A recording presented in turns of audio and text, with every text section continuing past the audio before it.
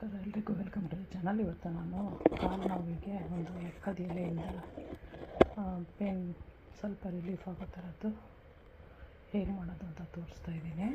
ಅದು ಎಕ್ಕದ ಎಲೆ ಇದು ನನಗೆ ಇಲ್ಲಿ ದೇವಸ್ಥಾನದಲ್ಲಿ ಸಿಕ್ತು, ತೊಗೊಂಬಂದಿದ್ದೀನಿ. ನಾನು ಇವಾಗ ಒಂದೇ ಒಂದು ಯೂಸ್ ಮಾಡ್ತಾಯಿದ್ದೀನಿ. ಆಮೇಲೆ ಒಂದು ಬಟ್ಟೆ ಬೇಕು, ಅದಕ್ಕೆ ಸ್ವಲ್ಪ ನೀರು, ಆಮೇಲೆ ಆಯಿಲು, ಸಸಮಿ ಆಯಿಲು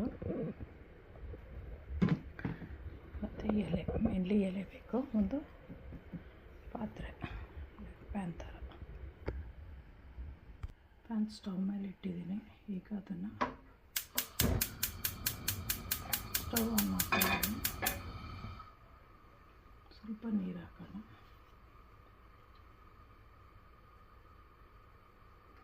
ಸಾಕು.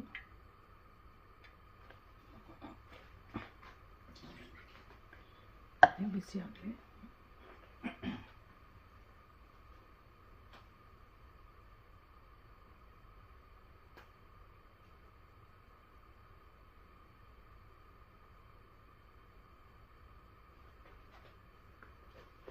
ಎಲೆನ ಕಟ್ ಮಾಡ್ಕೊತಾ ಇದ್ದೀನಿ. ಈಗ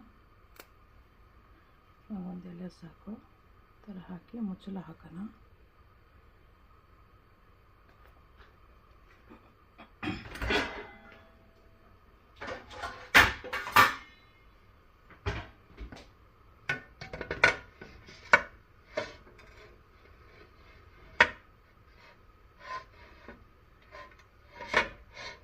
ಸ್ವಲ್ಪ ಬಿಸಿ ಆಗಲಿ. ಹೀಗಾಗಿ ಈ ಥರ ಆಗ್ತಾಯಿದೆ. ರಿವರ್ಸಲ್ಲಿ ತಿರುಗಿಸ್ಬೇಕದು.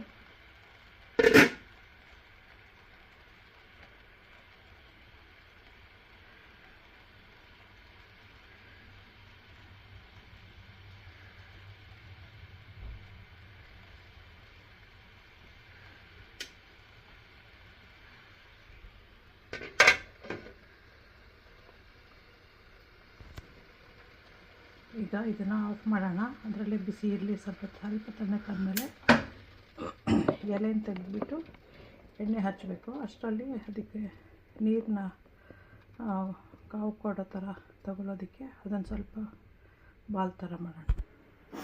ಈಗ ಇದು ಬಟ್ಟೆನ ಒಂದು ಬಾಲ್ ಥರ ಮಾಡ್ಕೋಬೇಕು.